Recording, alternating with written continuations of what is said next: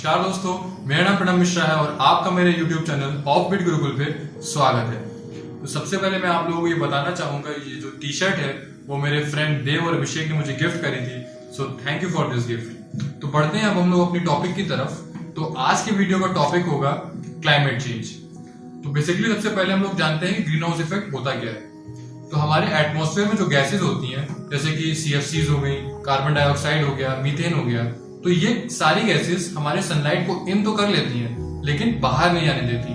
मतलब हमारा जो अर्थ का टेम्परेचर होता है वो धीमे धीमे बढ़ता रहता है। तो ये बेसिकली हमारा ग्रीन हाउस इफेक्ट होता है। दिक्कत ये नहीं है कि अर्थ का टेम्परेचर वार्म हो रहा है, दिक्कत ये है कि अर्थ का टेम्परेचर बहुत जल्दी वार्म हो रहा है।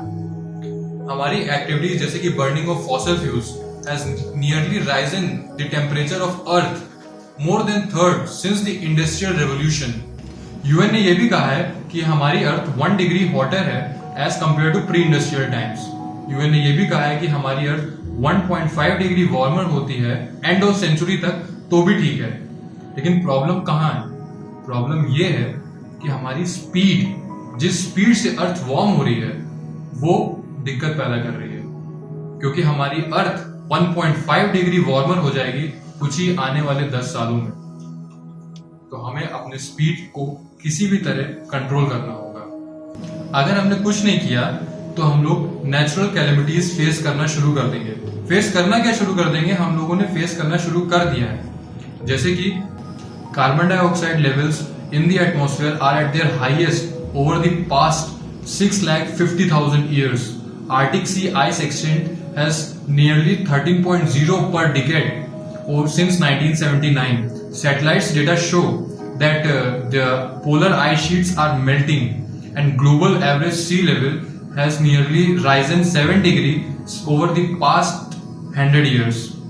हमारी सारी कोस्टल सिटीज शायद आने वाले 80 सालों में अंडर वाटर हो जाए, जैसे कि Miami in the US, Mumbai in India.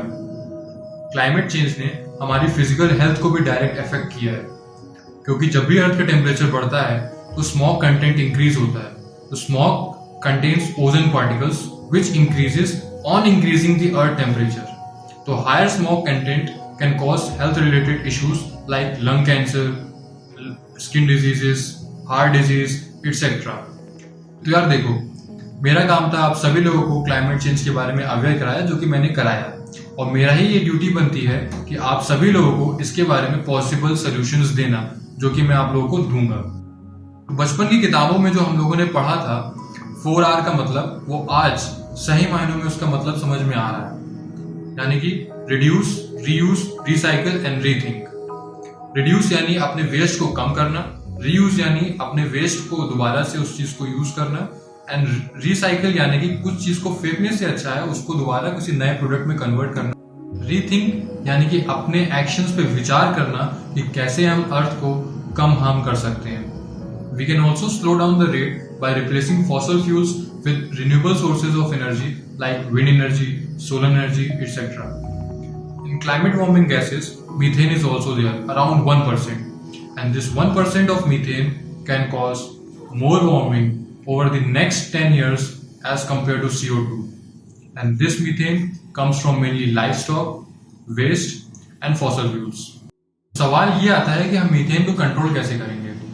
Methane एक ऐसी नेचुरल गैस है जो कि एनवायरनमेंट में बहुत जल्दी फैलती है जब हम ऑयल, कोल या गैस एक्सट्रैक्ट कर रहे होते हैं। तो हमारे पास ऐसी टेक्नोलॉजीज हैं प्रेजेंट में जो कि इस एमिशन को कम कर सकती हैं। It's just as simple as tightening a vault.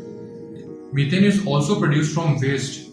जो हमारे लैंडफिल एरियाज होते हैं वो इतने ज्यादा बड़े होते हैं कि अगर आप कैलकुलेट करें तो 10 ओलंपिक साइज स्विमिंग पूल्स उनसे भर सकते हैं। तो सोचिए आप मीथेन कितनी एमिट होती होगी उससे, और कितने हमारे एनवायरनमेंट को हार्म करती होगी। तो अगर हम लोग इन लैंडफिल से वैक्यूम ट्यूब्स को पास करा दें, और उससे हमारे 2 फायदे होंगे। पहला फायदा कि मीथेन का एमिशन कम होगा, दूसरा फायदा ये कि हमारा इलेक्ट्रिसिटी डेवलप हो सकती है उससे। क्यों? क्योंकि methane is an energy packed fuel. तो यार, अगर हमें क्लाइमेट चेंज से सही में लड़ना होगा तो हमें व्यक्तिगत स्तर से स्टार्ट करना होगा। जैसे कि क्लाइमेट चेंज को जो भी चीजें बढ़ावा दे रही हैं, जैसे कि कार्बन डाइऑक्साइड हो गई, मीथेन हो गई, या और भी चीजें जो क्लाइमेट चेंज को बढ़ावा दे रही हैं, तो हमें उन सभी चीजों की खपत करनी होगी और इस लड़ाई में हिस्सा लेना होगा। हम सब इतने बड़े हैं कि हम ये सारी चीजें समझ सकते हैं, पर इस समय ये समझने का नहीं, एक साथ खड़े होने का समय है। इस समय ये कहना छोड़ना पड़ेगा कि हमारे अकेले करने से क्या होगा। क्या पता आप ही इस लड़ाई के सेनापति हो। तो एंड में मैं यही बोलूंगा कि ये क्लाइमेट हमारा है, ये नेचर हमारा है, तो हमारी ही ड्यूटी ये बनती है इसे प्रोटेक्ट करना।